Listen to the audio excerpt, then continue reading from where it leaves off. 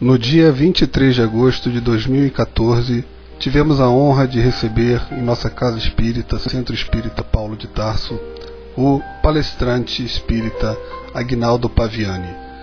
Antes de proferir a palestra, tivemos a honra de tomar um café da tarde com ele e gravamos aquela conversa muito agradável que aqui reproduzimos.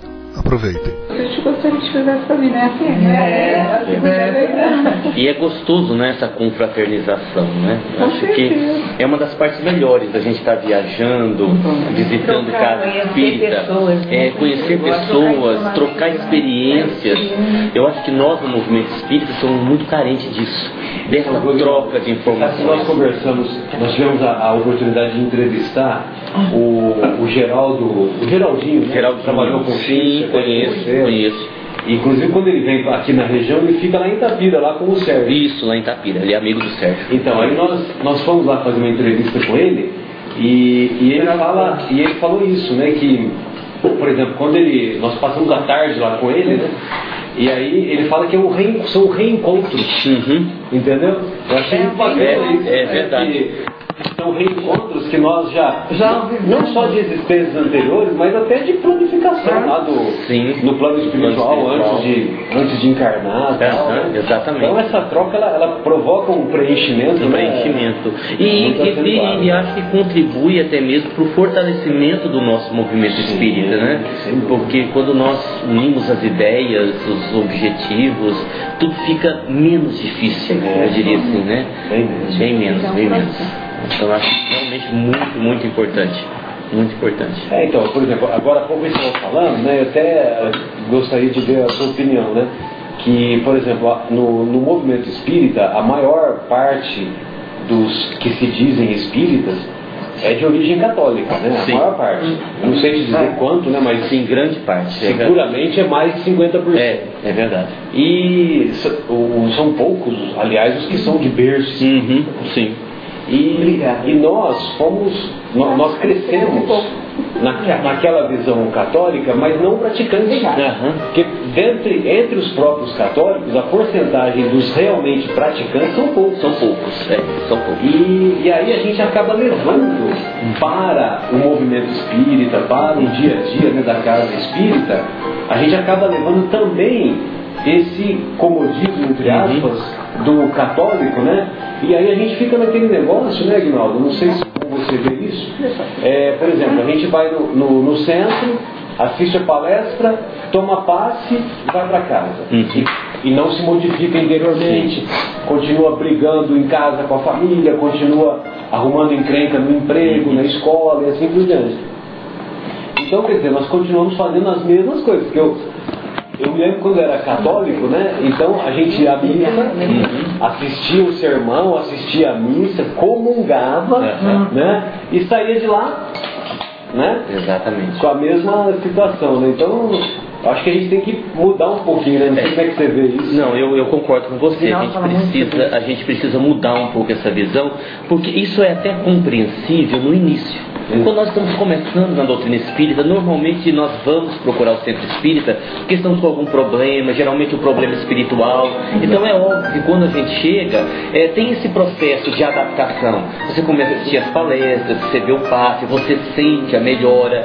No entanto, nós não podemos esquecer que a doutrina espírita é uma doutrina dinâmica, né? Ela traz como base o conhece a si mesmo, que está lá varado no livro dos Espíritos, desde a época de Sócrates, a lembrança que os Espíritos fazem a Kardec na questão 919, se não me falha a memória. Então nós precisamos entender que esse é o processo, que a partir do momento que nós ingressamos na doutrina, aprendemos, aí a gente precisa começar a fazer a nossa parte.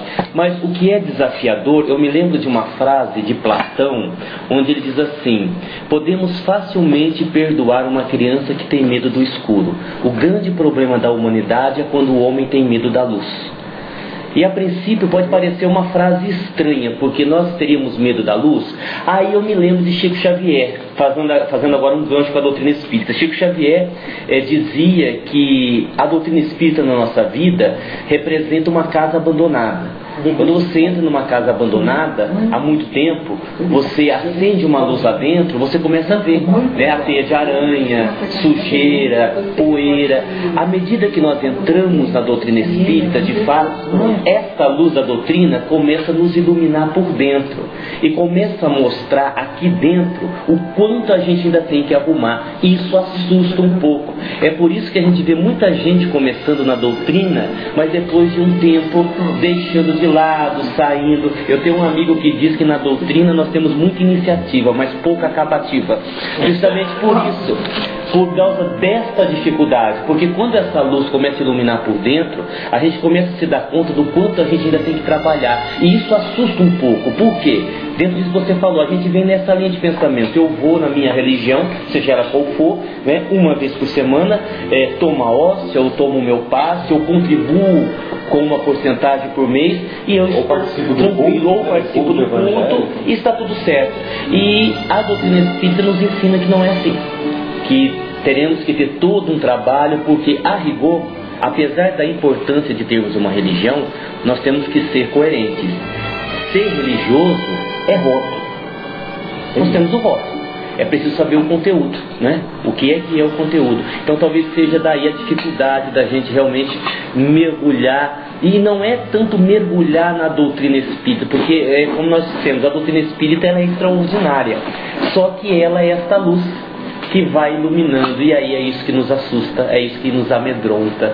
Eu me lembro que nós tratamos uma vez uma moça, ela estava com um problema espiritual, ela não era espírita, e eu, como a conhecia, vi que o problema dela era espiritual. Convidei uma vez, 2 vezes para ir ao centro, ela rejeitou, disse que não e tal, mas como ela estava piorando muito e os médicos não encontravam a causa, ela aceitou. Às vezes é bom piorar um pouquinho. Às vezes é benéfico, né?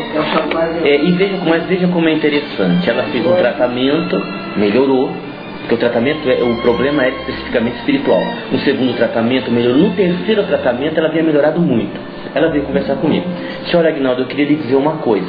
Eu disse, pois não. O quê? Eu disse, eu quero lhe dizer que eu não volto mais aqui. Eu disse, mas por que? Me trataram mal? Aconteceu alguma coisa? Eu disse, não, muito pelo contrário. Eu fui muito bem tratada, inclusive estou melhor. Mas toda vez que eu venho, alguém fala alguma coisa sobre o conhecer a si mesmo, de fazer uma autoavaliação, e eu não quero mexer com essas coisas. Então quer dizer, essas coisas é justamente o nosso desafio. São essas coisas, né, que precisam ser mexidas, remexidas, que é o autoenfrentamento, que a gente concorda que não é fácil. Eu costumo brincar de fazer nascer o homem novo. O homem novo. A única coisa mais difícil do que reforma íntima é regime. Regime é mais difícil, eu acho. Regime é mais complicado. Eu acho regime mais difícil. Eu sei. Não é verdade que você não concorda comigo, alguém concorda comigo. Qual é o número da pergunta? Marcelo Bruno lembra de todas as perguntas de cabeça. Aquela que a gente... 909. Ele nem... A 909 fala que... Você conhece a si mesmo? Não, o que devemos fazer é para nos modificar, né? Uhum. Então eu estou falando das minhas palavras. Sim. Através de esforço muito insignificante. Isso exatamente. Saber quão insignificante é o que o esforço que pouquíssimos de vocês o fazem. Exatamente. Né? Porque falta a vontade. A vontade. Deixa eu ter aí a 909, você não tem? Tá no Evangelho. Exatamente. Dá pra ver no meu. Falta ao homem a tua vontade. Exatamente. Dá pra ver, não atrapalha. Porque tudo está ligado à percepção que a gente tem da vida. Tudo é uma questão de percepção, né? Então, quando eu digo assim, mas isso é muito difícil, sim, mas com base em que eu estou dizendo que é difícil? Eu ainda dizia na palestra de ontem, um sapato de mulher rangendo no meio da multidão não tem significado algum. Um sapato de mulher rangendo à meia-noite na janela do seu quarto deve despertar em você preocupação. Então, qual é a percepção que você tem disso, né? Então, realmente é a realidade. Mas quando nós entendemos essa necessidade, e o Espiritismo nos proporciona isso. Eu terminei de psicografar um livro agora, chama-se Os Mortos Falam. E no livro tem uma frase muito simples, mas eu achei muito interessante, onde os Espíritos dizem assim: nós somos imortais, os nossos problemas também. Não é? Porque então, o que isso quer dizer? O que não for resolvido aqui, não for equacionado aqui, nós vamos levar conosco. Por quê? Porque a gente também tem aquela ideia, digamos assim, até um certo ponto ingênua, de acreditar que morrer significa libertar-se. E isso nós podemos colocar entre aspas, porque é uma libertação quando você analisa a coisa por um ângulo. Você liberta-se deste corpo, deste veículo físico. No entanto, quando os problemas não foram equacionados, nós carregamos culpas, medos, traumas, nós adentraremos a vida espiritual com grandes desafios. E aí a morte não é libertação coisa alguma. Eu gosto muito de colocar como sinônimo de morte continuação, porque na verdade é isso que a morte significa, uma continuação. Então quando você tem estas informações, é meio que inevitável a gente não pensar a respeito, não repensar a nossa própria existência, não repensar a nossa própria encarnação. E às vezes a gente nota que o que tem faltado para o ser humano é justamente essa questão de qualidade de vida emocional. É como nós estamos vivendo. Você pega, por exemplo, a idade média. Na idade média, a perspectiva de vida era 40, 45 anos. Hoje a perspectiva de vida é 75, 80 anos. Mas a rigor, se você analisar a questão emocional, nós acabamos vivendo o mesmo período que o pessoal daquela época, porque isso quem diz é Augusto Cury, em um dos seus livros. Nós estamos tão viciados em atividades que nós acabamos nos permitindo uma distorção da percepção do tempo.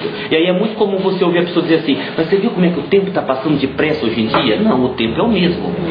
É que nós estamos deixando de lado coisas importantes e nós é que estamos perdendo essa percepção. Recentemente eu psicografei a mensagem de um espírito, eu achei muito interessante, porque ele havia desencarnado há pouco tempo. E na mensagem, que foi mais um desabafo, tem um trecho da mensagem que chamou a atenção, que ele diz assim: eu odeio a morte.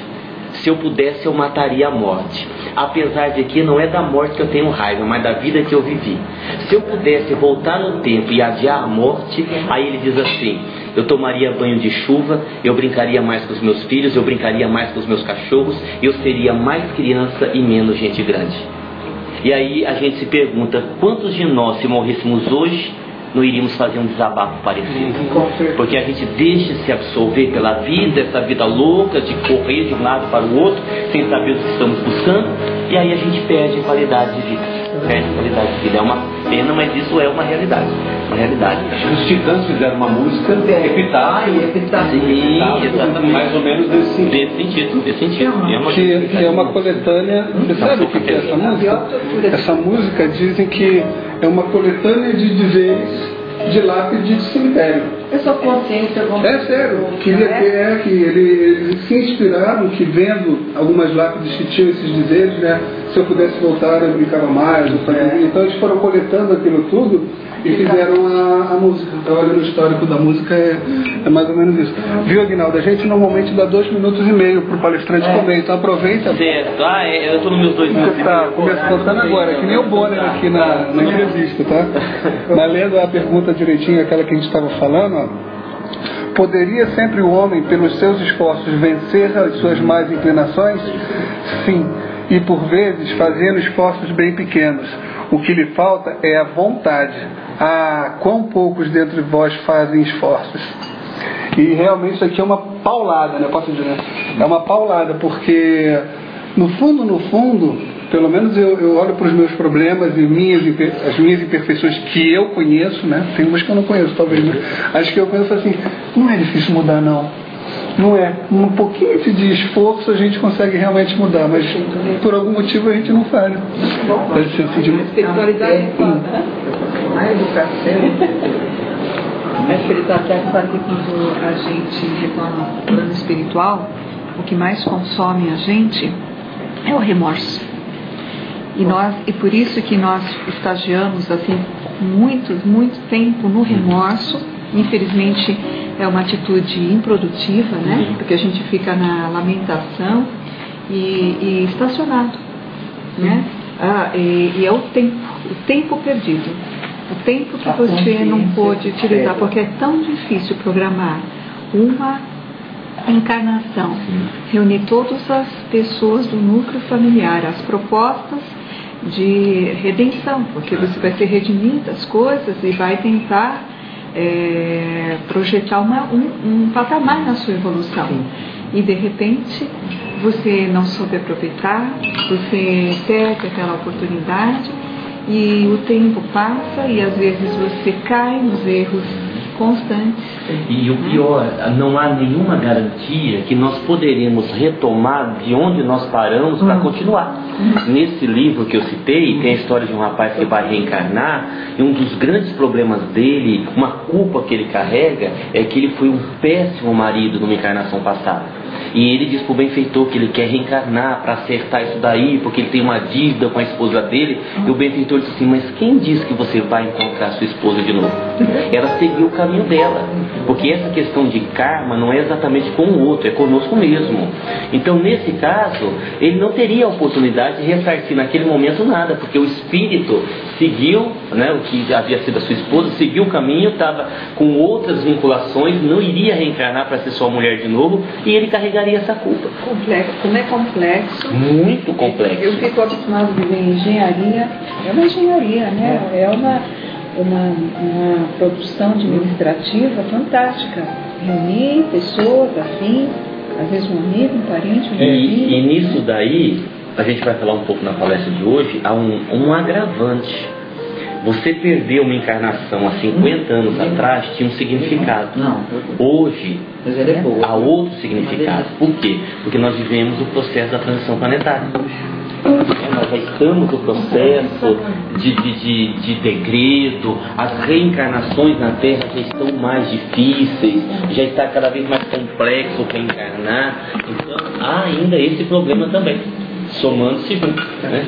É verdade. É muito sério isso. Porque vai ter início química. Sim, exatamente. Você vai ter outras situações, outras estações planetárias que encaixam na sua condição. Né? E aí eu fico pensando assim, quando uma encarnação não é aproveitada, nós ficamos do lado de lá para depois reencarnar sem argumentos para pedir alguma coisa. Porque qual argumento nós vamos usar? Imagine a situação delicada que ficaremos nós espíritas se não aproveitarmos essa encarnação. Porque nós temos à nossa disposição informações fantásticas, não é? O conhecimento que a doutrina espírita nos proporciona é fantástico. Que argumento nós vamos usar? Eu não sabia. Eu não tinha conhecimento. Não me disseram. Não vou poder usar esse argumento. E talvez seja por isso que algumas pessoas saem. Exatamente. Eu prefiro ficar na ignorância, porque vai que eu chego lá e é tudo verdade. Só que elas se esquecem que elas serão responsabilizadas. Porque quando eu não sei, porque eu não tive oportunidade, é uma coisa. Quando eu não sei, porque eu não quis, é uma coisa diferente. Eu fugi da responsabilidade. É uma coisa diferente. Né? E talvez o problema maior disso seja a questão da zona de conforto, né? Porque toda vez que a gente fala em ir além, em fazer diferente, você tem que sair daquela situação que talvez não esteja tão confortável, mas você conhece, você já administra. Ir além no conhecimento de si mesmo, como você falou, tem muita coisa a nosso respeito que nós não sabemos. Né? Que para você descobrir, você vai ter que fazer esse processo de conhecimento de si mesmo, né? De autoenfrentamento, de se despir diante do espelho da consciência, e é isso que gera um medo. Bom, não está bom do jeito que está, mas se eu mexer pode ficar pior, então vou deixar assim. E nós vamos deixando desse jeito, né? E vai empurrando com a barriga, o tempo vai passando, né? E aí nós corremos um sério risco, né? Risco. Aí tem aquela passagem do Evangelho, muito será dado, muito será cobrado, aquele que recebeu. Porque muitas pessoas justificam assim, quando nós lançamos o livro Não Há Mais Tempo, tem um livro nosso que tem esse título, uma pessoa me questionou, mas Aguinaldo, o nome do livro me parece ser um tanto que inadequado. Eu disse, por quê? A senhora, veja bem, se nós somos espíritos imortais, se nós vamos ter várias encarnações até atingirmos a perfeição, concluímos que sempre há tempo. De certa forma ela tem razão, só que a gente não pode esquecer que cada encarnação perdida pesa contra nós numa futura encarnação. E isso vai se sobrepondo. Então você imagine os problemas que nós poderemos ter numa encarnação futura quando não soubermos aproveitar essa que nós estamos agora. Que é como dizem os espíritos, a nossa encarnação atual é a encarnação mais importante da sua vida. Tem um sociólogo americano chamado Erich Fromm, ele diz assim, que o ser humano é o único animal cuja existência é um problema que ele precisa resolver. E aí, né? O ser humano é o único animal cuja existência é um problema que ele precisa resolver. Aí o que os Espíritos têm nos dito? Que as nossas sucessivas reencarnações têm sido sucessivas repetições. Então nós já estamos nessa repetição de erros, já não estamos saindo do lugar há muito tempo. E isso vai somando-se mais problemas no futuro. Né? É como se nós fizéssemos empréstimos, né? Empréstimos, então, você pega um empréstimo num banco, aí vamos fazendo, depois faz um outro empréstimo no outro banco para pagar o primeiro empréstimo. Exatamente. Aí depois o terceiro. Rolando dívida. E a nossa dívida já está muito grande, né? Então nós temos que estar sempre. E tem também a questão de que, se nós queremos continuar encarnando neste planeta, junto com pessoas e espíritos que nós já temos afinidades, né? Então é bom que também estejamos no nível que possamos evoluir junto com o planeta. Senão, de fato, não vai ter um prejuízo maior. A pessoa vai talvez habitar um outro planeta de provas e expiações, mas ela vai perder a chance de acompanhar aqueles espíritos que ela já tem todo esse trabalho feito. E isso que você está dizendo é tão importante que a gente pode fazer uma análise até mais simples em relação às pessoas que nós amamos. Família, filhos, né? Mãe, pai, esposa, marido. Se nós nos recordarmos, por exemplo, de André Luiz, quando André Luiz desencarnou e passou aquele período numa região de sofrimento e tudo mais, a sua mãe já estava desencarnada, o seu pai já estava desencarnado, ele tinha 2 irmãs que já estavam desencarnadas, e nós observamos no livro Nosso Lar que durante o período que ele ficou sofrendo, ele não se encontrou com nenhum deles. Isso que eu estou falando depende muito. Porque é a questão da evolução. Essa separação a que você se referiu, ela pode acontecer aqui mesmo na Terra. E depois ele foi informado, lá mesmo no Nosso Lar, que o seu pai estava numa região de sofrimento pior que a dele, as suas irmãs ainda estavam apegadas à Terra, e a sua mãe, por ser um espírito mais evoluído, estava numa dimensão que ele não tinha acesso. Tanto é verdade que, para visitar a sua mãe depois que ele estava no hospital, ele visitou em desdobramento, entre aspas, em sonho. Ele dormiu e um dos seus corpos foi visitar a sua mãe. Então veja que essa separação das pessoas que nós amamos, elas podem acontecer aqui mesmo, né? Na Terra e no plano espiritual correspondente à Terra. São questões delicadas, não é? São questões delicadas.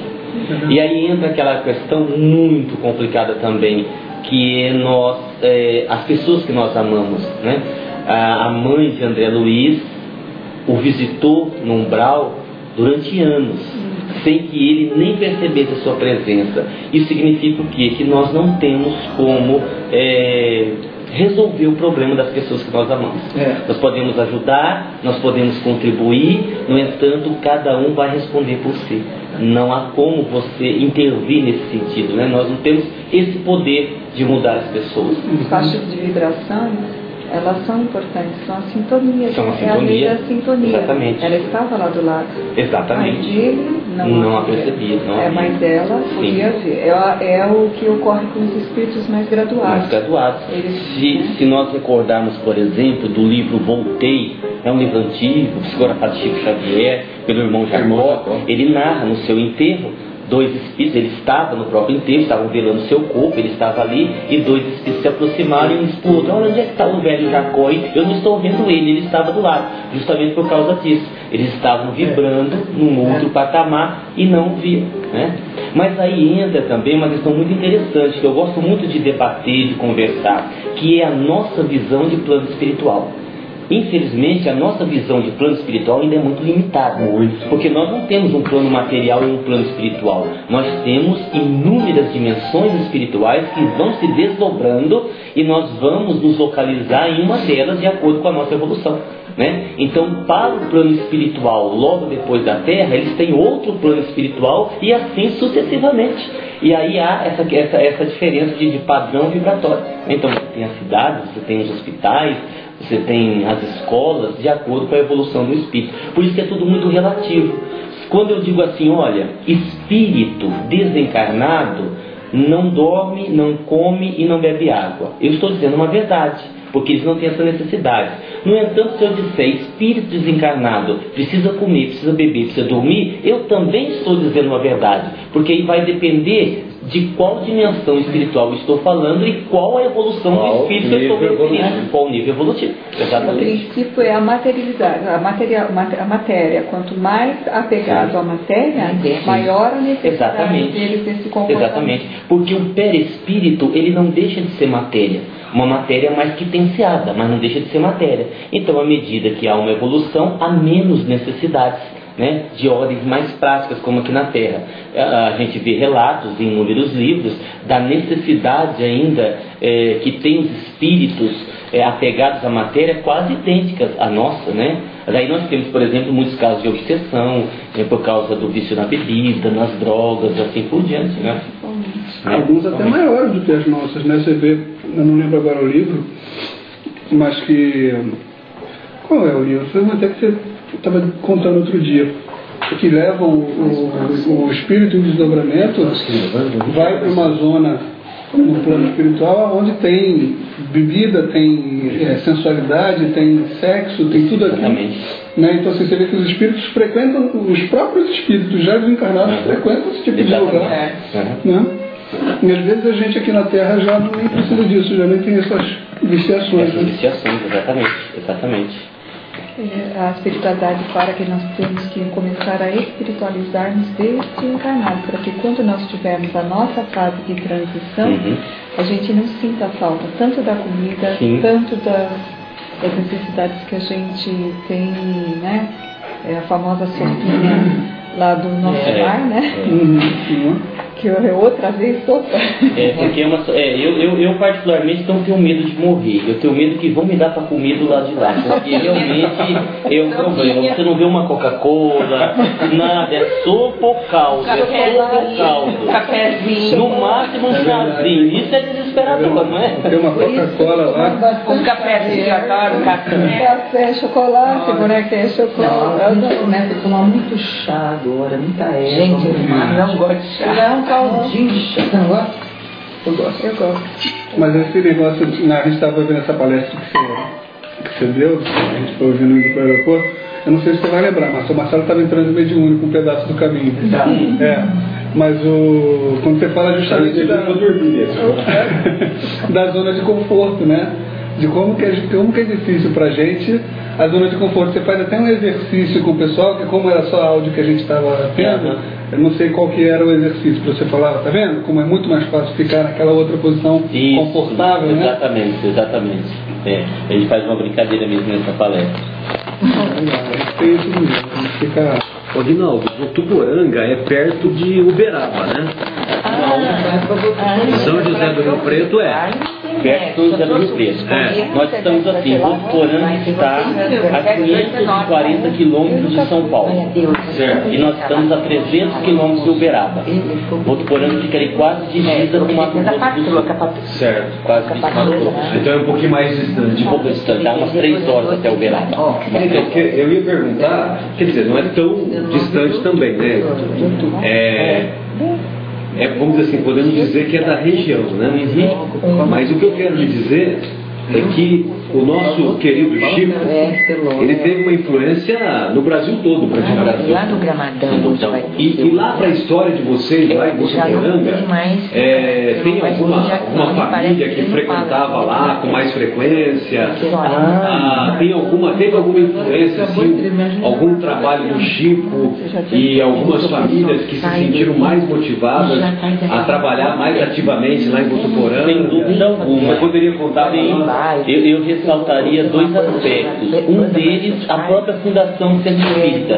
Porque na época do Chico era muito comum isso, né? As pessoas visitavam o Chico, voltavam empolgadas, fundavam o Centro Espírita. Lá em Votuporanga não foi diferente. Muitas pessoas fizeram em 1940 foi fundado. 1940. E o Chico ainda estava em Pedro Leopoldo. Sim, Pedro Leopoldo. Mas o pessoal foi para lá. Foi para lá. O fundador da nossa casa, nós temos uma mensagem de Emmanuel, datada de 1944. Você sabia disso, Regina? O quê? Nós temos uma mensagem de Emmanuel, através do Chico Xavier, datada de 1944, uma mensagem sobre o caminho de Damasco. É mesmo? E onde está? Está arquivado lá conosco. Ela tem na documentação do centro. Nossa, e uma coisa que o Chico influenciou bastante foi no trabalho de sopa. Votuporanga é uma cidade extremamente espírita. Votuporanga tem 90 mil habitantes e 19 centros espíritas. Olha só, muito. 19. E centros Nós grandes. temos 7 centros aqui, só um que podemos dizer que é maior. Que E assim, centros grandes, tem o Grupo Cisne Maria Nazaré, são 700 pessoas. Maria de Nazaré é o do Ivaldinho. Ivaldinho é um dos maiores lá da cidade. Tem o Emmanuel com 500 pessoas, o Bezerra com 300 pessoas. Então lá em Votuporanga tem você e o Ivaldinho? Sim, o Ivaldinho também é de lá. Então, e todo o trabalho influenciado pelo Chico, respondendo a sua pergunta, toda a casa espírita tem esse trabalho solto. O nosso é todo domingo de manhã, nós temos trabalho, o almoço com as famílias carentes, naquela característica que o Chico fazia mesmo. Naquele estilo lá. Porque nós achamos, eu concordo plenamente com você, eu acho que o Chico Xavier, para o Espiritismo, depois de Kardec, é a grande referência. Né? Não tem. Eu acho que a doutrina espírita ela se alicerça num tripé: Jesus, Kardec e Chico. Claro, sem menosprezo algum aos demais espíritos missionários que estiveram aí, né? Mas o Chico deu realmente essa impulsão no movimento espírita, especialmente no Brasil, né? Nós devemos muito a Chico Xavier. E lá na nossa região, como eu disse, nós somos muito influenciados por essa questão da sopa. Eu tive a felicidade de encontrá-lo 2 vezes, ainda moleque, mas eu vi o Chico 2 vezes. Estive lá em Uberaba, cheguei a abraçá-lo. Ele já estava doente na época, atendia com dificuldade, né? Foi aquele período assim que a gente ia para Uberaba e nunca sabia: será que o Chico vem? Será que o Chico não vem? Será que ele vem? A gente ficava naquela expectativa, mas eu pude estar com ele 2 vezes. E aí a gente importou, como muitas pessoas importaram, aquele trabalho, aquele ritmo, aquela vivência, né? Do médium, né? Do grande médium Chico Xavier.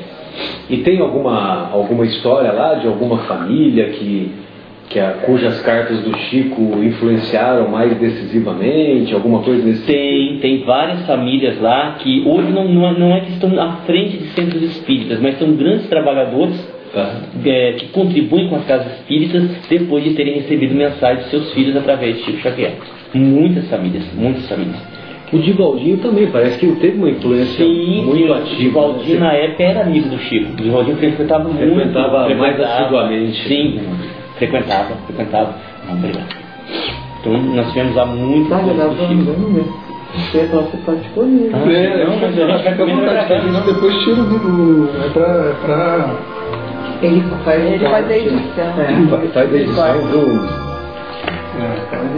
Rognaldo, depois você acompanha lá no YouTube, você vai ver que a edição foi uma tragédia. Tá brincando, ele faz a edição. Aí a gente vai ouvir e lembrar da mesa, né? Eu tava falando isso e aquilo. Aí você vai falar assim: pô, mas fiquei falando, eu não comi. Não, mas eu comi até demais, agora. Eu comi mais que eu devia já. Eu não comi o coração. Comi coração. Você sabe que a gente faz toda sexta-feira. Pegou esse lá, viu? Toda sexta-feira a gente faz o Marcelo contou que é um programa da rádio, que a rádio... Eu só não entrou em detalhes, só falou da Então, tem uma rádio num bairro aqui perto, chamada Rádio Capela, que pega aqui em Vinhedo todo. Então, essa rádio, ela mudou a programação e ela começou a tocar forró universitário, e música, né? E aí ela acabou com os programas que tinham algum tipo de fundo religioso, inclusive do centro, e aí a gente falou: poxa, vamos continuar fazendo. Então a gente arrumou um jeito de transmitir pela internet. Qualquer pessoa com acesso à internet pode escutar no mesmo horário, sexta-feira às 10 horas, que agora a gente tem antecipou para 9h30. Mas a gente faz isso lá em casa e vai só homem. Sou eu, Marcelo, tem outro irmão nosso chamado Zé Irmão, e é Zé Irmão mesmo, porque não é que ele seja o irmão. Ele é o irmão José Irmão. O nome dele é José Irmão. José Irmão. E o Fábio, né? E é sempre um copinho d'água que tem lá pra gente, né? Outro dia foi a Sônia e a Érica, que é a esposa do Fábio, foi um banquete, assim, constrangedora. Eu falei assim: ó, ele é tudo de bom na vida todos. É verdade. Ele é muito gentil, ele cede espaço, a gente vai na casa dele e a mãe Estela falou: vamos levar uma gratinha lá pra Guilherme, né? Ele cede o espaço dele. E o Fábio que é muito louco, mas eu também quero participar. Aí eu deixei uma parte pra ele e uma parte pra nós. Fizemos um banquete, tá até difícil de ouvir o programa, porque a gente tá tudo mastigando. O pecado da gula. Muito bom, né? Muito bom. Tudo aqui hoje está muito bom. Uma delícia. Você sabe, O Geraldinho, você conheceu ele aonde? Eu conheci ele num evento em Belo Horizonte. Como eu participo de muitos eventos, eu participei de um evento do Entre Médiuns, um evento realizado lá pelo Robson Pinheiro, e ele era um dos oradores. Eu o conheci lá. E depois conheci a obra mediúnica dele, né, todo aquele trabalho que ele fez, né, ali com os anos de vivência com o próprio Chico, né, trabalho muito bom. Sensacional.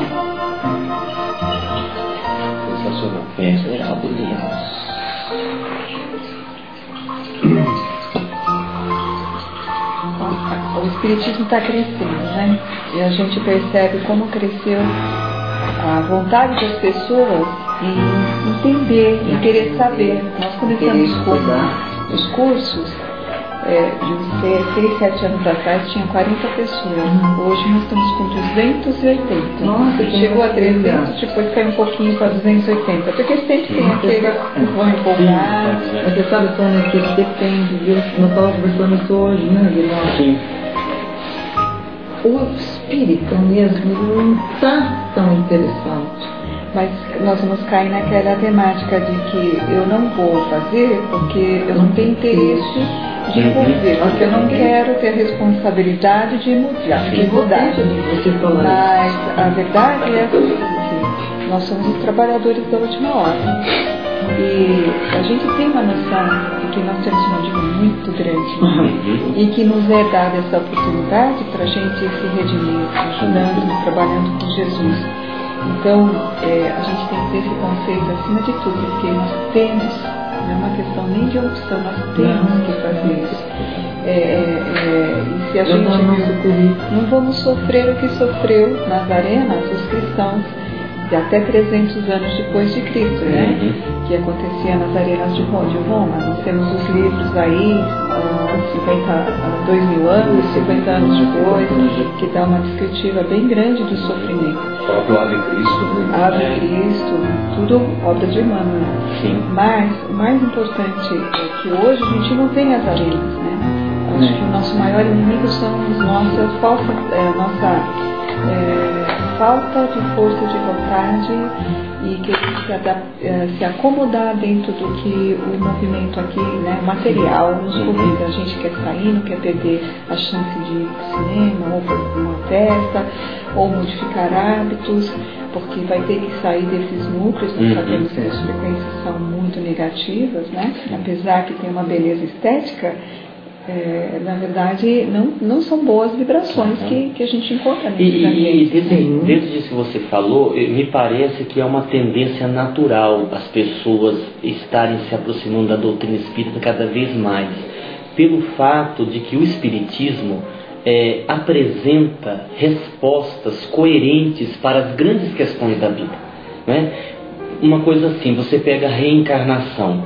É impossível você compreender, não é amar, é impossível você compreender a bondade e a misericórdia de Deus e a justiça se você não tiver como base a reencarnação, porque você não consegue entender como é que Deus tem sentido. Não tem sentido. Não tem sentido. Olha, me dizem que Deus é bom, justo e misericordioso. A filha da vizinha nasceu saudável, meu bebê nasceu e morreu dentro de uma semana. Onde a justiça? Onde entender um Deus bom e justo sem você considerar a reencarnação? Diferenças sociais, as diferenças raciais, os preconceitos, nações extremamente vitimizadas, como nós estamos vendo aí na Nigéria, né? O ebola correndo, e os cataclismas, os resgates. Então o espiritismo é uma luz para a gente. É uma luz. Porque senão a gente ficaria revoltado, né? Ver tudo isso, e aí a raiva. Sim, por não entender o que é que isso está acontecendo. A Guinaldo fala sempre para quem não acredita no espiritismo que existe outra vida. Falou: você não acredita? Não. Então eu vou falar só uma coisinha. Deus é nosso Pai? Você acredita que Ele é o teu Pai?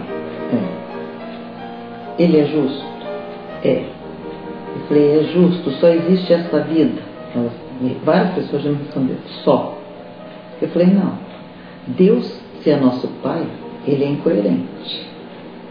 Porque como Ele é nosso Pai, se para você tem uma vida boa, o outro está ali na sarjeta, o outro é negro, o outro está com câncer terminal. Os pais não querem bem a todos os seus filhos. Os pais querem, meu pai quer bem, quer meu irmão e quer minha irmã. Então, nosso Deus Pai é incoerente, né? Porque dá fortuna para um e a miséria para outro. Então existe novas oportunidades, novas reencarnações. É isso que eu falo para muita gente que é cético. Eu falo essa coisinha boba, é simples isso que eu estou falando.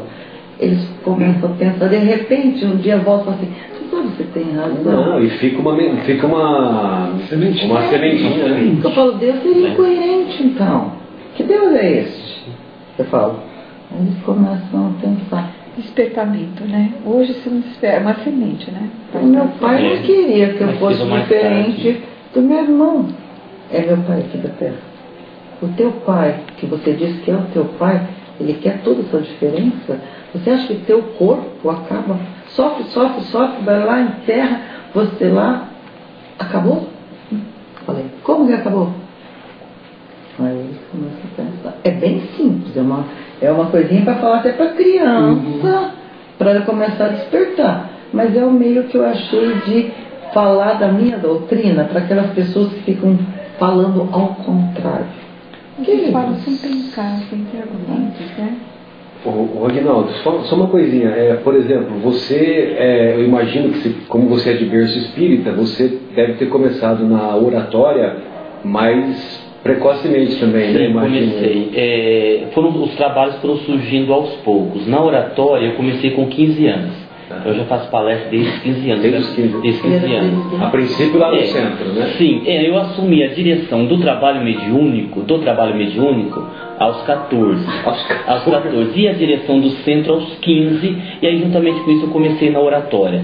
E aí depois, agora mais recente, há 12 anos, eu comecei a psicografia de livros. Nós estamos aí com 29 livros editados.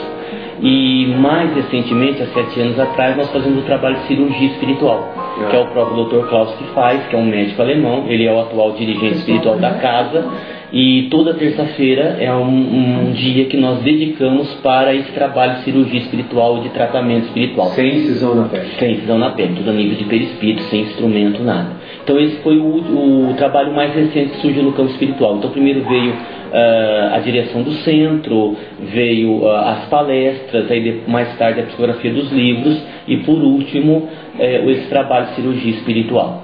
E em termos profissionais, foi graças ao oratório que você se sentiu motivado em trabalhar como na consultoria? Exatamente. Porque, por exemplo, na consultoria, eu fico imaginando, né?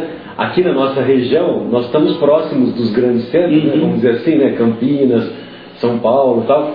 Agora, lá em Votuporanga, né, você está um pouquinho mais distante. Então, eu achei curioso isso, né? Você trabalhar, buscar uma atividade como essa. Mas grande parte... Como surgiu? Como é que foi o negócio? Mas foi dentro disso que você falou mesmo. Como eu tenho uma facilidade para falar, falo desde cedo, as pessoas, os amigos começaram a dizer, olha, você poderia trabalhar nesse campo e tal, você teria assim um acesso bom a isso. E aí eu comecei a pensar no assunto e nós vamos fazer isso. Mas a grande parte das minhas palestras nessa área, que é no campo profissional, eu faço bem distante de Votuporanga. Eu vou para São Paulo, lá também, mas bem menos frequência. E aí foi um campo que deu certo, que a gente não usa a linguagem espírita, né, em respeito às pessoas, né, que aí não são palestras religiosas, mas usa muitos conceitos da própria doutrina espírita, né, e usa as dinâmicas, as brincadeiras, então tem dado certo, muito bom, motivacionais, você faz várias dinâmicas, então isso acrescentou no currículo, ficou muito bom o trabalho, A maior parte das vezes é a questão de relacionamento. Eu faço muitas palestras em empresas, a questão do relacionamento entre funcionários, a questão RH, de competição, de competitividade, que até um certo limite é bem-vindo, é natural, isso faz bem para todo mundo, até para a empresa, mas depois de um certo tempo exatamente. Ainda recentemente eu fiz um hospital para alguns enfermeiros. Vou falar agora em Rio Preto, na empresa 3M do Brasil, também para os funcionários. Lá nós vamos falar sobre segurança. Eu fui convidado para falar sobre segurança. Como não é minha área, nós vamos ter alguns comentários sobre a segurança no trabalho e a partir daí a gente vai desenvolver o tema segurança emocional. Porque todas as outras seguranças que nós buscamos, a segurança da nossa casa, a segurança do trabalho, ela começa com a segurança emocional. Se eu não tenho a segurança emocional, eu posso me cercar de uma série de situações que me dão uma suposta segurança, mas eu mesmo como espírito não estaria seguro. Então a gente vai fazendo esses links com aquilo que a gente aprende na doutrina para essas palestras, e tem sido muito útil. Tem ajudado bastante gente e tudo mais, né? Então tem sido muito bom. A doutrina tem essa capacidade, né? Você consegue discutir qualquer assunto em qualquer lugar com qualquer pessoa, né? Exatamente. Por isso que tem um pessoal que gosta mais da área científica, né? Aí vai muito obrigado. Começa a fazer aliança entre física quântica e espiritismo. Eu tenho uma dificuldade enorme de entender isso. Aliás, eu gostaria que alguém tivesse me explicasse mais detalhadamente. Mas então tem o pessoal que é mais da vertente religiosa. Isso, exatamente. Então, você pega o Severino gosta muito, né, das traduções. Dos evangelhos, da Bíblia, né, aquela análise que ele faz da Bíblia. E é muito legal. Muito bom, por sinal. Ele pega o original e traz para o português. Exatamente, muito bom, por sinal. Então a gente vem fazendo esse trabalho. E isso acaba me ajudando. Profissionalmente eu também trabalho como terapeuta holístico. Então, qual é o benefício disso? Como eu viajo muito para divulgar a doutrina espírita, eu consigo conciliar. Porque eu tenho família, tenho 4 filhos, né? Tenho as contas naturais de qualquer pessoa normal, né? Então, tanto as palestras motivacionais como a terapia holística me permite estar viajando sem aquele vínculo entregativo de estar, né, das 7 da manhã às 3 da tarde, segunda a sexta, porque aí fica impossível essas viagens para divulgação. Então a gente consegue conciliar. Lá na editora fica a minha esposa e a minha filha, e elas que trabalham na editora, elas cuidam da editora, e a gente pode ter essa elasticidade, essa flexibilidade no tempo para conciliar o trabalho profissional com o trabalho espiritual. E muitas vezes eu faço as duas coisas ao mesmo tempo. Alguém me convida para alguma cidade, para um trabalho profissional, uma palestra motivacional, eu vejo se tem algum centro lá e tal, e aí vou e faço o trabalho profissional e o trabalho espiritual, né? Dá para conciliar desse jeito. Então isso nos facilita muito as viagens. Porque é um dos trabalhos que mais faz qualidade, é o trabalho de palestra. A gente tem viajado muito. E o Caminho de Damasco é o centro, né? É o centro. Aí a editora Sintonia, ela foi fundada em que ano? Ela foi fundada há 7 anos atrás. Já tem 29 livros? Você está fazendo já 3, 4 livros por ano? Por ano, exatamente. Mais? Dá até mais, dependendo do ano. Antes você tinha livro com... Exatamente. Nós tínhamos 4 livros, exatamente, 4 livros editados, bem lembrado pela Margareth. 4 livros editados pela editora do Divaldinho, que é lá de Votuporanga também. Sim. Quando nós não tínhamos ainda a editora, nós lançamos 4 livros. Aí você brigou com ele? Não briga. Foi uma, não foi nenhuma briga. Porque tinha que pagar muito. Porque assim, quando você lança o livro por outra editora, há todo um processo burocrático onde o retorno da sua instituição é muito pequeno. Acaba sendo pequeno. Como nós tínhamos a nossa instituição para manter, então nós achamos por bem montar a própria editora, porque aí todo o retorno do livro fica na própria instituição, né? E aí foi onde a gente decidiu, e aí nós tínhamos 4 livros e lançamos os outros livros pela editora Sintonia, mas tem dado mais ou menos isso, de 2 a 3 livros por ano a gente consegue produzir, mais ou menos isso. Não, mas eu falei brincando, né? Falei brincou com o Divaldinho brincando, né? Eu imagino que mesmo que tenha um problema muito sério para brigar com o Divaldinho. Não, de maneira alguma. A gente vai fazer 2 trabalhos por ano também, no centro do grande. Vocês têm algum trabalho junto lá com as outras? Não, porque o centro dele fica no sentido oposto da onde está localizado o Caminho de Damasco. Ele está do lado da cidade e eu estou de outro, né? Mas eu digo assim, vocês têm, juntando todas as casas espíritas, por exemplo, esse trabalho que vocês fazem entremédio? O entremédio, tem um entremédio. É um trabalho coletivo da casa? Não, o trabalho do entremédio é um trabalho específico do Caminho de Damasco. Quem realiza o entremédio é o grupo Caminho de Damasco. E aí as outras casas participam com os trabalhadores, vão prestigiar, mas é um evento organizado pelo Caminho de Damasco. É só a nossa casa que realiza. O pessoal das outras casas participam, prestigiando, vão para assistir as coisas. Mas quem organiza são vocês? Porque na verdade é um trabalho assim difícil de organizar, porque é um evento caro, é um evento difícil para fazer. O orçamento é altíssimo, as inscrições nunca cobram valor. Todo entremédio a gente fica aí devendo 3 a 4 mil reais, depois a gente vai fazer promoção para poder angariar os fundos para cumprir todo o gasto. E a própria estrutura espiritual, né? Porque você sabe que onde acende-se uma luz, chama-se a atenção das trevas. Então a gente tem que fazer todo um trabalho espiritual. Nós vamos, por exemplo, o evento é sempre em outubro. Quando é março, a gente já começa a fazer as vibrações espirituais para o evento, para o espaço. A gente já reúne os médicos, e aí os trabalhos mediúnicos vão para a estrutura do evento, até para os oradores que vão participar. A gente toma esse cuidado, as vibrações, porque imagine você a movimentação que existe por parte dos espíritos e inimigos do bem para que um evento desse não aconteça. Então assim, nós temos muita dificuldade. E o pior, que nossa casa é uma casa que tem muito trabalho. Nós temos atividades todos os dias de segunda a segunda. Nós temos 3 grupos mediúnicos. Não interessa se é sábado, domingo, feriado. Não, lá não tem isso. Natal, Ano Novo. Para você ter uma ideia, nós temos uma sessão mediúnica que é feita no dia 24 de dezembro à meia-noite. Todo dia 24 de dezembro à meia-noite. Querida, sessão mediúnica, 24 de dezembro. À meia-noite. Faz 3 anos que nós começamos esse trabalho, onde os espíritos usam a vibração da noite de Natal, aquela energia, para socorrer espíritos mais necessitados nas regiões inferiores. Então, nós começamos isso, nós fizemos um ano, o pessoal gostou, então a gente faz assim. Nesse dia os trabalhadores não são obrigados a ir, mas a maioria vai. Então nós temos atividades todos os dias. Porém, nós não somos um grupo grande. É um grupo reduzido, então é muito trabalho. Então assim, é um grupo que trabalha bastante. Tem lá um grupo pequeno, mas é um grupo que trabalha bastante. Na segunda-feira nós temos atendimento nas marcas, onde nós fazemos atendimento nas marcas, atendimento espiritual e emocional. Nas marcas? Nas marcas. Mas do hospital? Não, são marcas que nós colocamos, imagine assim... na casa de vocês? A casa espírita. Imagine, por exemplo, as cadeiras, onde você toma um passo, no lugar das cadeiras, as marcas.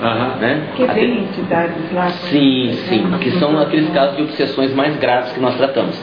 Que vão muitas pessoas procurando trabalho. Na terça, cirurgia espiritual. Na quarta, são os estudos. Na quinta é a mediúnica, na sexta a palestra pública, no sábado são visitas nos lares e no domingo é o almoço. E na segunda começamos tudo de novo. E só à noite é o trabalho espiritual. E durante o dia ela fica aberta o dia todo, porque tem a creche, das 7 da manhã às 5 horas da tarde. Tem a livraria. Tem a livraria, é tudo aquilo que tem numa casa espírita, né? Então tem bastante trabalho. As pessoas, quando elas entram para o caminho de Damasco, elas já sabem que é assim. Não tem hora para trabalhar. Não tem hora para trabalhar. É como você falou, sábado, domingo, feriado. Olha, tem trabalho, cirurgia espiritual do Klaus. Nós temos trabalho. Caiu Ano Novo, Natal, feriado, não interessa. Vai continuar. O trabalho está lá, nós vamos estar lá. Nós vamos estar lá trabalhando. Porque a gente entende que é isso. É assim. Festividade é uma situação, ou feriado, é uma situação terrena para o espírito. O trabalho não existe. Exatamente. Sábado, domingo. Eu me recordo, até eu contei isso numa palestra outro dia.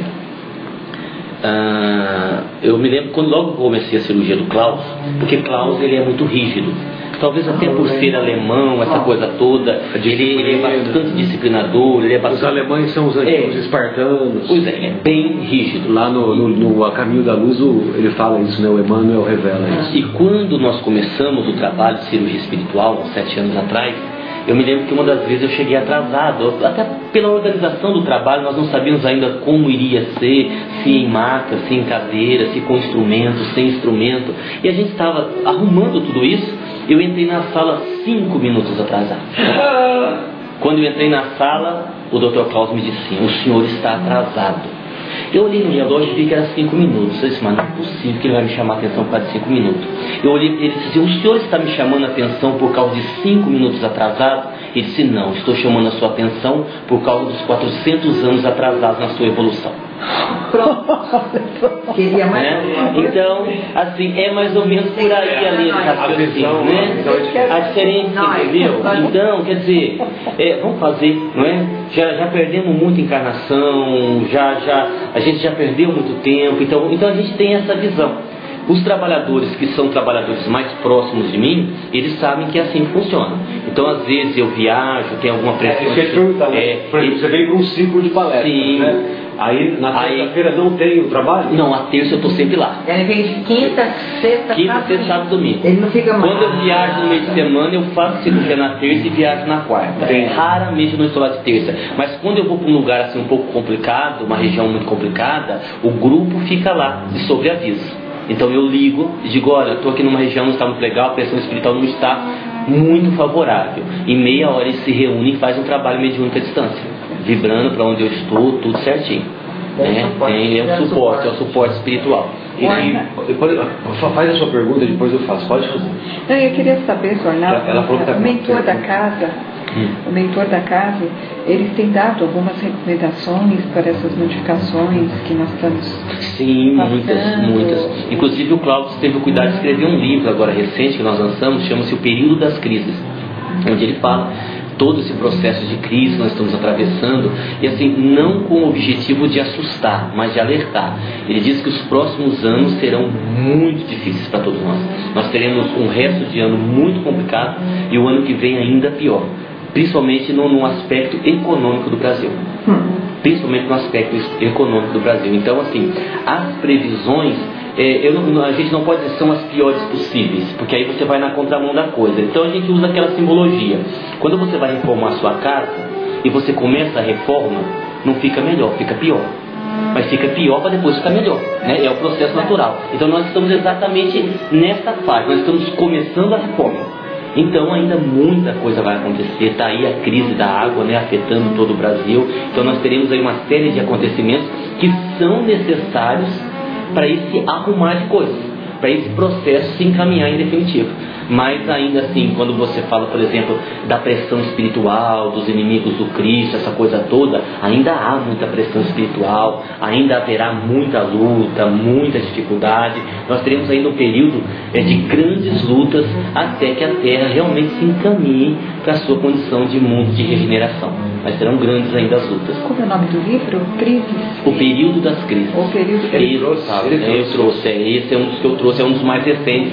Fala sobre toda essa situação que nós vivemos hoje. Pandemônio, né? Um pandemônio, realmente, um pandemônio. Agora, recentemente, os espíritos fizeram uma explicação por que o Brasil não poderia de forma alguma ganhar a Copa do Mundo. Houve uma razão espiritual, nós não poderíamos ganhar, porque, infelizmente, para nós brasileiros, nós ainda vivemos um tanto que iludidos. E se a gente recordar o Humberto de Campos, ou o Irmão X, através do Chico, ele disse que o Brasil seria coração do mundo, pátria do Evangelho. O Brasil, a seleção brasileira ganhando a Copa, nós permaneceríamos nessa ilusão de que está tudo bem, está tudo maravilhoso, nós somos campeões. O brasileiro, nós enquanto Brasil, precisávamos desse chacoalhão para que a gente entenda que temos que ser campeões de solidariedade, de amor, de compaixão, de educação, né, da nossa saúde. Então era óbvio que a seleção brasileira, por melhor que fosse, não iria ganhar a Copa. Eu brinco com os espíritos e digo que não precisava perder 7-1 para a Alemanha, também não precisava exagerar no chacoalhão, né? A gente Klaus morreu, né? Klaus morreu. Não, eu me neguei a trabalhar com ele 2 semanas no espiritual, porque o senhor manda um espanhol, manda até um argentino, com o senhor no trabalho. Alemão? Ele é alemão, né? Ele deve ter ficado feliz. Mas assim, e aí os espíritos, eles nos passam realmente esses esclarecimentos, essas lutas, essas dificuldades. Aguinaldo, agora tem uma coisinha, né? Por exemplo, você disse que o trabalho do Entre Médiuns é em outubro. E aí, em março, o trabalho, a equipe já começa a trabalhar. Vocês, o trabalho mediúnico, imagino eu, começa a vibrar para o evento. Você pode dar detalhes para nós como que vocês fazem isso? Acho que é interessante para nós, né, Sônia? Uma experiência. Nós fazemos de tudo. Por exemplo, nós temos o hábito, um hábito que poucos centros têm, de tratar o trabalhador espírita. Porque aquele trabalhador que é médium, ele não é máquina. Isso nós fazemos também. Ótimo. Ele não é um computador. Então a gente vai fazendo esses tratamentos nos próprios trabalhadores. Sim. E aí a gente faz mentalização do lugar onde vai acontecer o evento. A gente descobre, por exemplo, armadilhas que os espíritos estão fazendo. Olha, eu vou contar uma coisa para você. Às vezes a gente sofre umas investidas.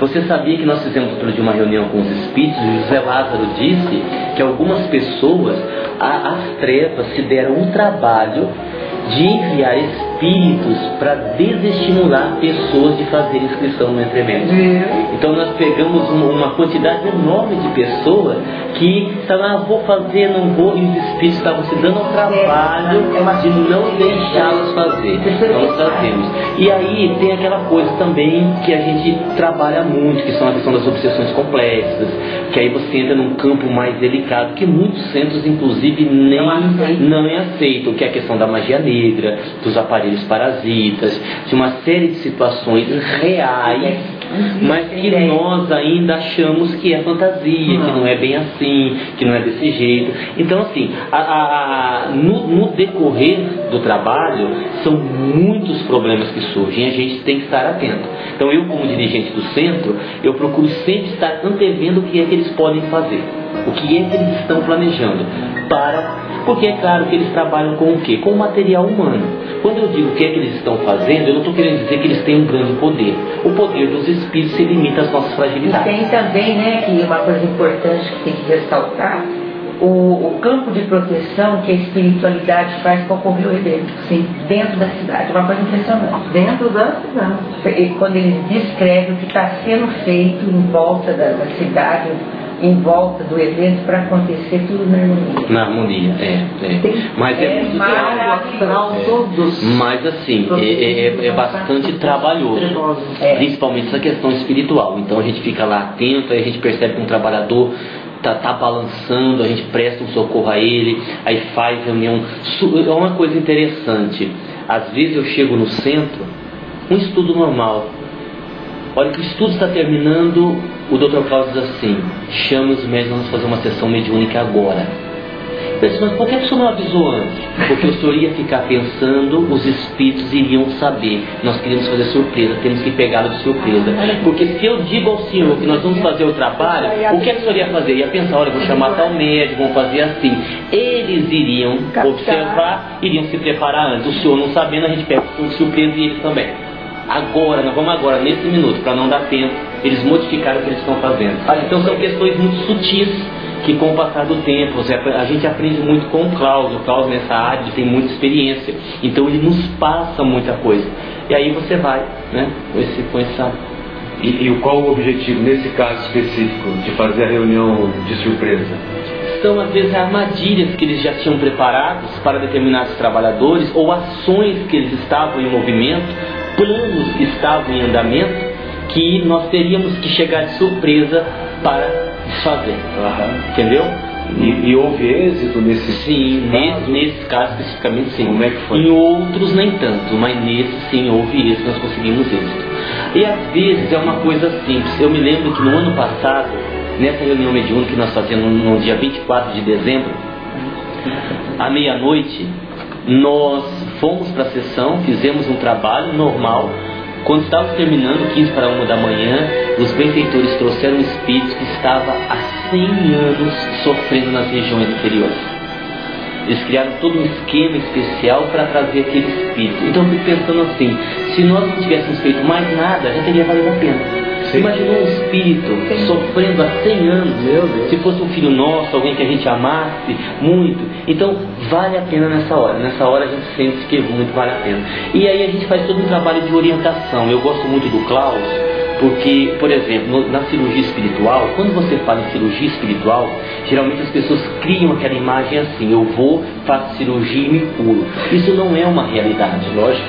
E aí nós fazemos toda aquela explicação, olha, uma doce ilusão. Uma doce ilusão.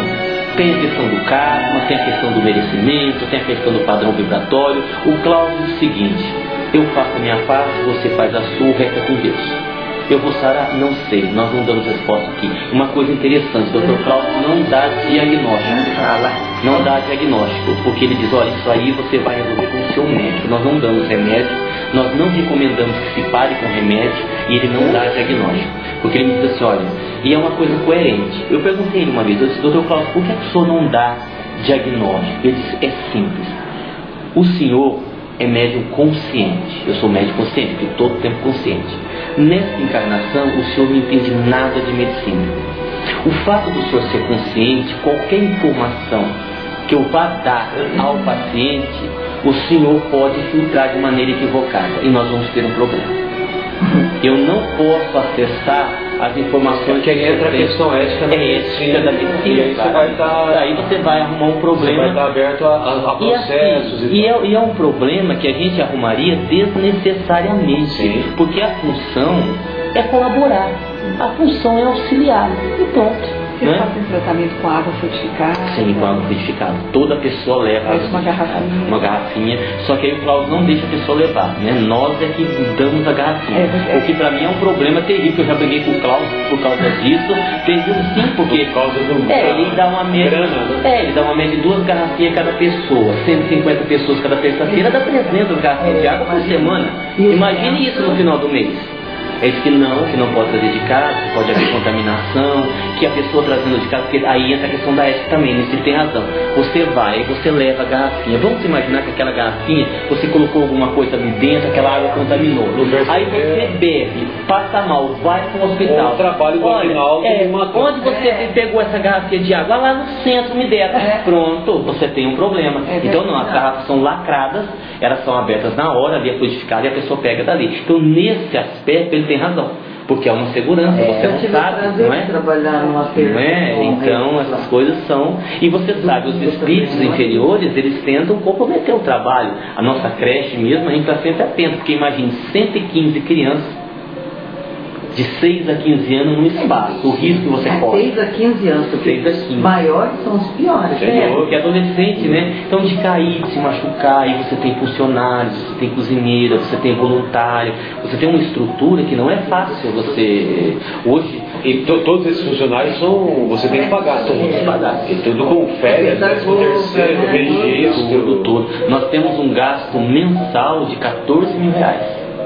Com esses? Com esse trabalho. Com esses funcionários? Com esse. Nossa, eu pensei que você ia falar...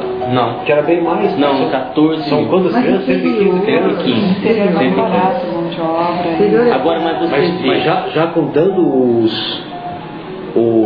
as garrafinhas e tudo? Não, 14 mil reais é o gasto da creche. A folha de pagamento a folha de pagamento e o gasto que eu tenho com alimentação com as crianças, o básico da creche. Eu não estou incluindo aqui o centro.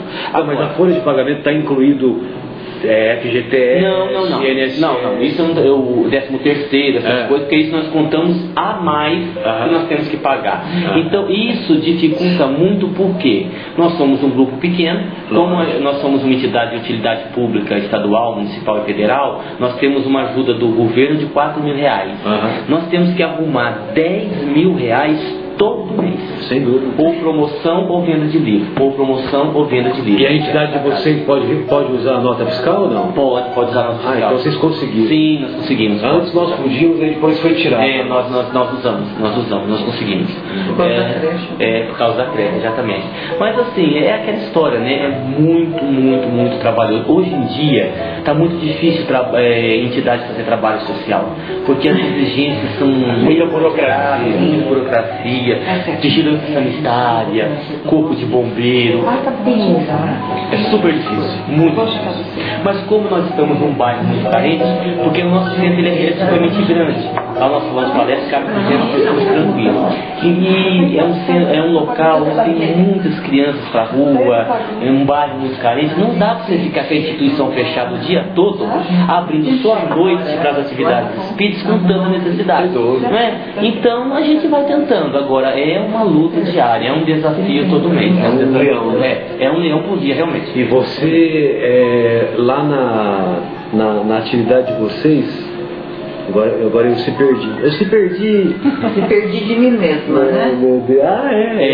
Eu me perdi de mim mesma. Eu ia falar e agora me atrapalhei. É um trabalho necessário, é complexo. Lembrei. O que eu ia falar, que eu ia perguntar para você, se você pode contar para nós alguns casos de recuperação das cirurgias espirituais que são comandadas aí pelo Dr. Klaus, e a gente tem... Quais exemplos que você tem para nós temos vários casos de cura e casos de não cura que também fazem a gente entender um monte de coisa. Até na palestra hoje eu reservei um caso que eu vou comentar na palestra. Tem um outro caso de uma senhora para ver como que é o mecanismo da vida. Ela começou a tratar com o Klaus porque o Klaus tem o hábito de ir pedindo para a pessoa retornar. E é interessante que ele tem algumas coisas que você a princípio não entende. Tem pessoas que estão tratando com ele uma vez cada 30 dias, faz 3 anos. Aí outro dia eu perguntei, Dr. Klaus, o senhor vai tratar esse homem até quando? Ele disse, até quando for necessário. O senhor não notou que ele vindo aqui, ele está assistindo palestra, ele está tomando passe, ele está tendo contato com a doutrina. É o único vínculo que ele tem com Deus, eu não vou dispensá-lo. Ele vai ficar tratando aqui o tempo que eu achar que vai ajudá-lo.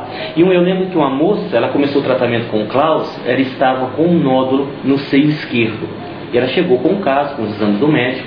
E o Klaus disse, nós vamos fazer o tratamento. A senhora vai fazer o tratamento durante 6 meses. E ele fez. Mas a biópsia deu positivo? Deu positivo para câncer, exatamente. E ela começou a tratar? Sim, ela já estava fazendo tratamento. O tratamento material? O material já estava fazendo.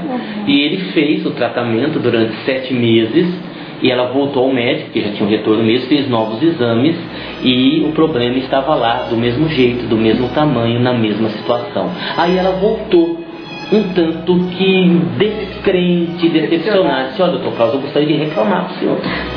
Por quê? Bom, porque eu estou aqui há 7 meses, está aqui o resultado do exame, só vejo que está igual. E disse que bom. Bom por quê? Não progrediu. Porque segundo a sua programação reencarnatória, a senhora já teria outro nódulo no outro seio. Nós conseguimos evitar que a senhora tivesse outro nódulo e conseguimos fazer isso estacionar. Considere de bom tamanho. É assim que vamos fazer o tratamento. E ela está com o nódulo até hoje.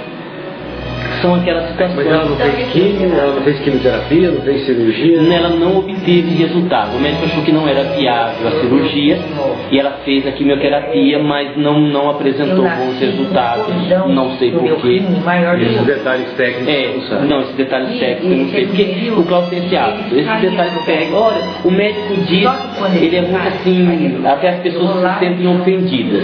Então se você chegar lá, ó doutor, eu fui no médico, a senhora traz com o seu médico.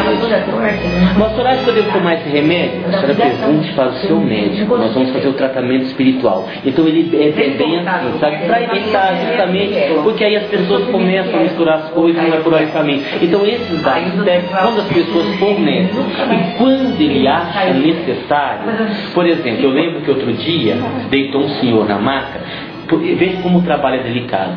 Um senhor, ele disse assim para o Dr. Klaus: Dr. Klaus, ó, eu fui ao médico, ele estava com câncer no intestino. O médico disse que não tem jeito, eu tenho que fazer a cirurgia, mas eu não vou fazer se o senhor não autorizar. O que é que o senhor acha? Eu faço ou não faço? Então veja a situação do espírito e a minha situação como médium, porque você está lidando com vida humana, você está lidando com uma pessoa que tem uma fé naquele trabalho, naquele tratamento, que está dizendo que não vai fazer a cirurgia. E aí, como eu fico consciente, eu fico conversando com o Klaus, né? Eu disse, aí Klaus, o que o senhor vai falar para ele? O doutor Klaus disse assim, ó, ele está com 85 anos, se ele fizer a cirurgia, ele não aguenta, ele vai morrer na cirurgia. Ele não pode fazer a cirurgia. Eu falei assim, mas o senhor não vai dizer isso para ele, né? Eu disse, não, eu não posso dizer, não seria ético dizer. O senhor vai dizer para ele fazer a cirurgia? Eu falei, não seria certo dizer. Eu falei, o que é que o senhor vai fazer? Ele pode deixar. Então, doutor, o que é que o senhor acha? O doutor Klaus olhou para ele e disse, eu acho que o senhor deveria procurar uma segunda opinião médica. Aí depois ele explicou, falou, porque ele vai procurar a segunda opinião médica, o médico vai ver que não será viável a cirurgia, vai recomendar que ele não faça. Então nós não nos intrometemos e ao mesmo tempo ajudamos. Porque quando ele for procurar um outro médico, ele vai para isso, o médico não vai fazer a cirurgia. Então, sabe, esses cuidados é que nos dá segurança para o trabalho, né? Então, não tem perigo de você aí, como dizem os adolescentes, viajar na maionese. Não, e a segunda opinião é muito importante. Muito importante, exatamente. Tem esses casos extremos aí. É preciso, né? Precisa. Então, nós mesmos orientamos. Sim, né? Uma segunda opinião. Eu até falo, às vezes eu tenho que operar uma senhora lá, eu falo, olha, a minha opinião é essa, mas a senhora, eu gostaria que a senhora ouvisse uma segunda opinião, papapá. Mesmo materialmente, né? Mesmo ter bom senso. Sim, sem dúvida alguma. E aí tem os dias de orientação, que sou eu que faço a orientação para encaminhar as pessoas para o tratamento, e eu tenho uma psicóloga, que ela é trabalhadora do centro e é psicóloga, e ela me auxilia nessas orientações. Então, o que é espiritual, o que é obsessivo, o que é o caso onde a pessoa precisa conversar. Nessa orientação você está... Não, sou eu mesmo que faço. É você mesmo. Sou eu mesmo que faço. Eu não tenho a não ser em casos que haja uma extrema necessidade. Eu pedi aos espíritos e eles concordaram. Mas naquele mesmo momento? Ou não. Manda para uma outra reunião. É uma outra reunião. Quando o Klaus faz a cirurgia, ele não dá orientação para ninguém. Ele vai fazendo os atendimentos. Não, eu estou me referindo às orientações. Você orientando você falou que faz trabalho de orientação. Essa orientação é para as cirurgias? Não, é orientação para a pessoa que chega no centro. No centro. Sim. Você chegou lá, olha, eu não estou bem. Atendimento fraterno. Nós chamamos de atendimento fraterno. E aí ele vai conversar. E aí nós vamos avaliar o caso. Vai em caso Então, mas tem caso, você acha que é interessante uma consulta com os benfeitores. Exatamente. É um colegiado. Aí você leva o caso dele para a reunião mediúnica. Exatamente. E essa reunião você faz parte junto com outros médicos. Com os outros médicos, exatamente. E aí, geralmente, ou o Dr. Klaus, ou o José Lázaro, eles dão orientação, olha, encaminha para esse lugar, faz esse tipo de tratamento, não adianta fazer, porque não vai dar resultado. Quando é desobsessão. Quando é desobsessão.